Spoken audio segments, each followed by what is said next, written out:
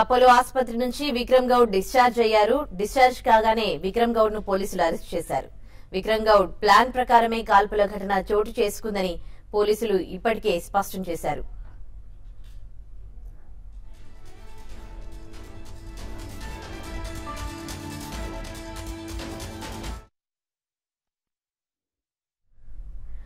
Screen play మొత్తం reverse అయింది.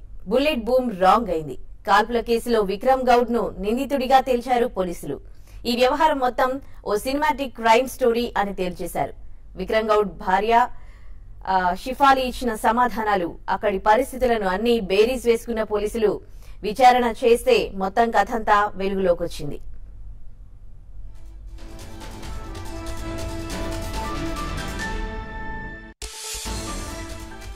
తీవ్ర ఆర్థిక ఇబ్బందుల్లో ఉన్న విక్రమ్ గౌడ్ అందులో నుంచి బయటపడడానికి ఈ స్కెచ్ వేశాడు. 4 నెలల క్రితమే ఈ ప్లాన్ వేశాడు. ఇండోర్ వెళ్లి డీల్ మాట్లాడుకున్నాడు. 30,000 పెట్టి అక్కడే తుపాకీ బుల్లెట్లు కొన్నాడు. అక్కడి నుంచి బస్సులో వాటిని హైదరాబాద్ తెప్పించాడు. కాల్చిన తర్వాత ఏం చేయాలి, ఎలా వెళ్లాలి అనే దానిపై గ్యాంగ్ కు క్లారిటీ ఇచ్చేందుకు 2 సార్లు రిహార్సల్స్ కూడా చేయించాడు.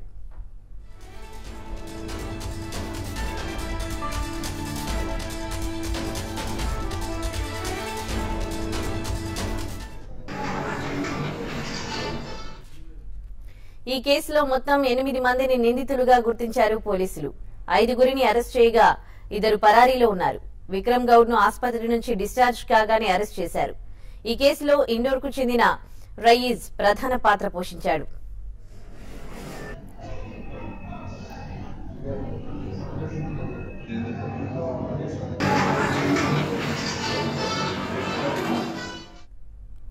జూలై 26నే కాల్పులు జరపాలని విక్రమ్ గౌడ్ ప్లాన్ వేశాడు. ఈ కాల్పుల డ్రామా గురించి భార్య షిఫాలి సహా ఇంట్లో ఎవరికీ తెలీదు. ఒకవేళ తన భార్య లేదా వాచ్మెన్ ఆ సమయంలో వస్తే వారిని బెదిరించేందుకు నేలపై ఒక రౌండ్ ఫైర్ చేయాలని ప్లాన్ చేశాడు. నియోజకవర్గంలో ప్రజల సానుభూతి కోసమే విక్రమ్ గౌడ్ కాల్పుల డ్రామా ఆడినట్టు సిపి తెలిపారు. అలా జరిగితే ప్రభుత్వం తనకు గన్మెన్ ను కేటాయిస్తుందని భావించాడు విక్రమ్.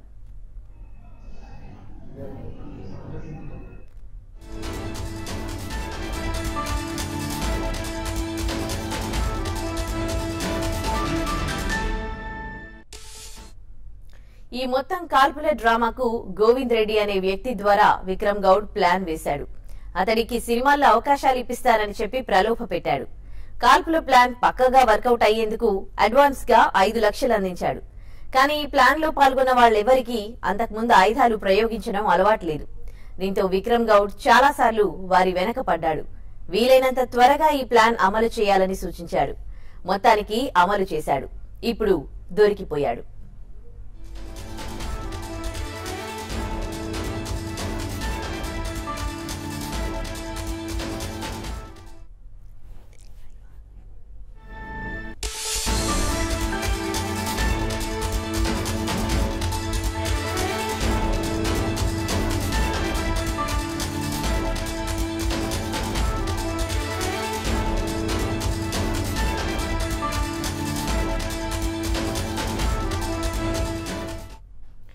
అపోలో ఆసుపత్రి నుంచి విక్రమ్ గౌడ్ డిశ్చార్జ్ అయ్యారు. డిశ్చార్జ్ కాగానే విక్రమ్ గౌడ్ ను పోలీసులు అరెస్ట్ చేశారు. విక్రమ్ గౌడ్ ప్లాన్ ప్రకారమే కాల్పుల ఘటన చోటు చేసుకుందని పోలీసులు ఇప్పటికే స్పష్టం చేశారు.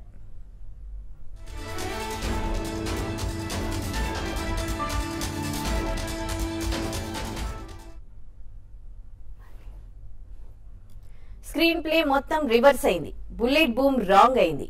కాల్పుల కేసులో విక్రమ్ గౌడ్ ను నిందితుడిగా తేల్చారు పోలీసులు. ఈ వ్యవహారం మొత్తం ఓ సినిమాటిక్ క్రైమ్ స్టోరీని అని తేల్చేశారు.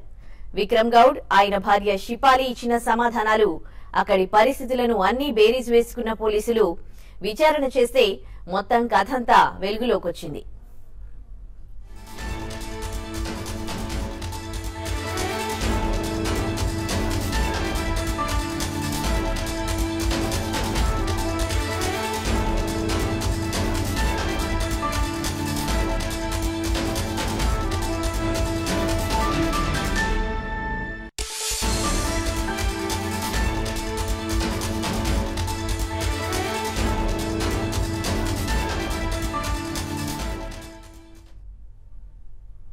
దీనికి సంబంధించి మరిన్ని అప్డేట్స్ మా ప్రతినిధి సునీల్ లైవ్ లో అందిస్తారు. సునీల్, విక్రమ్ గౌడ్ ని డిశ్చార్జ్ అయ్యాక పోలీసులు అరెస్ట్ చేసే ముందు ఆయన తన పైన నమోదైన కేసులకు సంబంధించి ఏమైనా మాట్లాడడం జరిగిందా? ఏమైనా ఎక్స్ప్లెనేషన్ ఇచ్చుకున్నాడా జరిగిన ఇన్సిడెంట్ కి సంబంధించి? ఉదయశ్రీ, మొత్తానికి విక్రమ్ గౌడ్ అని ఒక వీల్ చైర్ మీద పోలీసులు ఐసీయూ నుంచి డైరెక్ట్ బయటికి తీసుకొచ్చి తమ వాహనంలో తీసుకెళ్లే పరిస్థితి ఉంది. అయితే బయటికి వెళ్తున్న క్రమంలో, అంటే ఐసీయూ నుంచి బయటకు వచ్చే క్రమంలో మందలించే ప్రయత్నం చేసినప్పటికీ ఆయన అసలు మాట్లాడడానికి ఇష్టంగా లేడు. చాలా నర్వస్ గా ఉన్నట్టు మాత్రం కనిపించింది.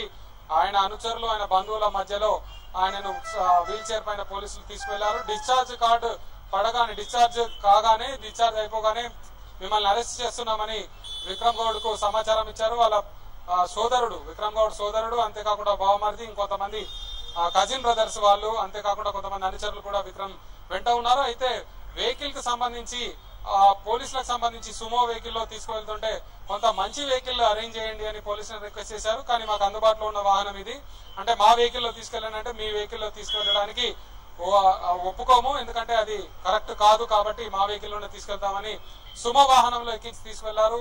వెళ్తున్న క్రమంలో విక్రమ్ గౌడ్ ఏదైతే వీల్ చైర్ ఉందో వీల్ చైర్ లో నుంచి లేవడానికి కొంత, అంటే లోపటి నుంచి అంటే ఐసీయూ నుంచి వెహికల్ వరకు వీల్ చైర్ లో తీసుకొచ్చిన తర్వాత వీల్ చైర్ నుంచి లేచి వెహికల్ లో ఎక్కడానికి కొంత ఇబ్బంది పడ్డట్టు మాత్రం కనిపించింది.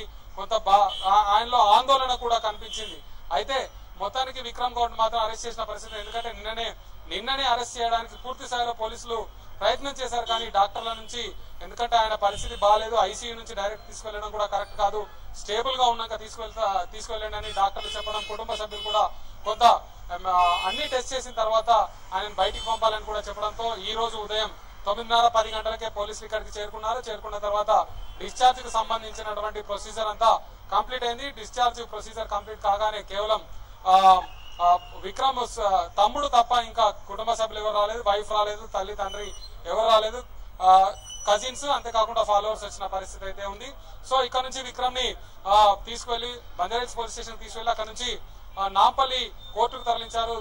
కోర్టుకు తరలించిన తర్వాత ఆయన తరపు న్యాయవాది ఆల్రెడీ బెయిల్ పిటిషన్ దాఖలు చేసేందుకు పూర్తి ఏర్పాట్లు చేసుకున్నాడు. నిన్ననే అరెస్ట్ అవుతాడని భావించినప్పటికీ నిన్న కాలేదు కాబట్టి పూర్తి స్థాయిలో ఆయన బెయిల్ పిటిషన్ రెడీ చేసుకున్నాడు. ఇప్పుడు వీళ్ళు అరెస్ట్ చేస్తున్నట్టు రిమాండ్ రిపోర్ట్ తీసుకువెళ్లి కోర్టులో సబ్మిట్ చేయగానే, ఎందుకంటే ఇక్కడ already accused copy, FIR copy ఇవ్వాల్సి ఉంటుంది. ఆ ఎఫ్ఐఆర్ కాపీ కూడా కుటుంబ సభ్యులకు అందజేశామని చెప్తా ఉన్నారు. ఆ ఎఫ్ఐఆర్ కాపీతో పాటు ఆయన యాంటిసిపేటరీ బెయిల్ అప్లై చేసుకున్నారు. బెయిలే, డైరెక్ట్ బెయిల్. నిన్న యాంటిసిపేటరీకి ట్రై చేశారు కానీ నిన్న కాలేదు, అరెస్ట్ ఇస్తున్నారు. కాబట్టి ఈ రోజు బెయిల్ పిటిషన్ పూర్తి స్థాయిలో రెడీ అయింది. బెయిల్ పిటిషన్ కూడా దాఖలు చేస్తున్నారు. ఎందుకంటే ఇక్కడ ఆయన పైన నమోదైనటువంటి సెక్షన్లలో 120B లో అంత ఈజీగా బెయిల్ రావడం కుదరదు. అంతేకాకుండా 326 కూడా ఉంది. ఇట్లాంటి సెక్షన్స్ ఉన్నాయి కాబట్టి ఆర్మ్స్ యాక్ట్ లో ఉన్నది 25, 27 రెండు ఉన్నాయి ఆర్మ్స్ యాక్ట్ లో, కాబట్టి బెయిల్ అంత ఈజీగా రాదు. కానీ హెల్త్ గ్రౌండ్ కింద ఏమైనా బెయిల్ వస్తుందేమో అని వాళ్ళ న్యాయవాదులు మాత్రం ఎక్స్పెక్ట్ చేస్తున్న పరిస్థితి అయితే కనిపిస్తా ఉంది. నిజంగానే విక్రమ్ గౌడ్ ని కోర్టులో హాజరుపరిచిన తర్వాత న్యాయమూర్తి కనుక ఆయన ఆరోగ్య పరిస్థితిపై, అంటే ఆరోగ్య పరిస్థితి బాగాలేదని సాటిస్ఫై అయితే బెయిల్ ఇస్తాడా లేదా అనేది ఒకటి. ఒకవేళ బెయిల్ ఇవ్వనట్టయితే ఆయనను ఆసుపత్రిలో అబ్జర్వేషన్ లో పెట్టాలని కోర్టును కోరే అవకాశం కూడా ఉంది విక్రమ్ కు సంబంధించినటువంటి న్యాయవాదులు. సో అలాంటి సందర్భం వస్తే కోర్టు ఒప్పుకున్నట్టయితే హాస్పిటల్, అంటే చెంచల్గూడ జైల్లో కూడా హాస్పిటల్ బాగానే ఉంది, అక్కడ అబ్జర్వేషన్ లో పెట్టే అవకాశం ఉంటుంది. లేకపోతే ప్రభుత్వ ఆసుపత్రిలో పెట్టాలి కాబట్టి నిమ్స్ లో ఉంచేందుకు తమకు పర్మిషన్ ఇవ్వాలని విక్రమ్ తరపు న్యాయవాదులు అడిగే అవకాశం అయితే కనిపిస్తా ఉంది. ఏదేమైనప్పటికీ కొంతసేపట్లో నాంపల్లి కోర్టుకు తీసుకెళ్లిన తర్వాత, నాంపల్లి కోర్టులో ప్రొడ్యూస్ చేసిన తర్వాత మరి న్యాయమూర్తి ఎలా స్పందిస్తాడు, ఆయనకు ఎలాంటి రిలాక్సేషన్ ఇస్తాడు కోర్టు, అంటే బెయిల్ ఏమైనా షరతులతో కూడిన బెయిల్ ఏమైనా ఇచ్చే అవకాశం ఉంటుందా? ఎందుకంటే ఇవి సివియర్ సెక్షన్స్ కాబట్టి అంత ఈజీగా బెయిల్ ఇచ్చే అవకాశాలు లేవు. కాకపోతే హెల్త్ గ్రౌండ్ లో ఉంది కాబట్టి ఏమైనా ఉంటుందా, లేక మీరు ఆసుపత్రి, అంటే జైల్లో ఉన్నటువంటి ఆసుపత్రిలో అబ్జర్వేషన్ లో ఉండొచ్చు అంటారా, లేదు నిమ్స్ ఆసుపత్రిలో ఉంచేందుకు కోర్టు అనుమతిస్తుందా అనేది చూడాల్సిన అంశం. మొత్తానికి విక్రమ్ వేసిన స్కెచ్ పూర్తిగా ఫెయిల్ అయిన నేపథ్యంలో నిన్న కొన్ని అరెస్టులు, ఈ రోజు విక్రమ్ కూడా జైలుకు వెళ్లాల్సిన పరిస్థితి అయితే స్పష్టంగా కనిపిస్తా ఉంది. ఆయన ప్లాన్ చేసినటువంటి, ఆయన డైరెక్షన్ లో నడిచినటువంటి ఈ మొత్తం క్రైమ్ కథకి పోలీసులు ఫుల్ స్టాప్ పెట్టిన పరిస్థితి ఉంది. విక్రమ్ అరెస్ట్ పైన కూడా నిన్నటి నుంచి చాలా ఊహాగానాలు వచ్చాయి. ఆయన యాంటిసిపేటరీకి వెళ్తున్నాడని, లేదు బెయిల్ మంజూరు అయ్యేందుకు ప్రయత్నం చేస్తున్నాడు, లేదు ఆసుపత్రి వైద్యులను రిక్వెస్ట్ చేస్తున్నారు మరో 2-3 రోజులు ఆసుపత్రిలోనే ఉంచాలి, ఎందుకంటే డిశ్చార్జ్ చేయకుండా పోలీసులు అరెస్ట్ చేసే అవకాశం లేదు. కాబట్టి ఇలాంటి చాలా చాలా న్యూస్ వచ్చిన పరిస్థితి ఉంది. కానీ అన్నిటికీ తెరవేస్తూ పోలీసులు కొద్దిసేపటి క్రితమే విక్రమ్ ను అరెస్ట్ చేసి తీసుకెళ్లిన పరిస్థితి అయితే కనిపిస్తోంది. సో చూడాలి మరి విక్రమ్ జైలుకు చెంచల్ కూడా జైలుకు వెళ్లాల్సి వస్తుందా, లేకుంటే అక్కడ నుంచి నిమ్స్ కో లేకుంటే ఇంకే ఆసుపత్రికో తరలిస్తారా చూడాల్సిన అంశంగా కనిపిస్తోంది. Right, thank you Sunil.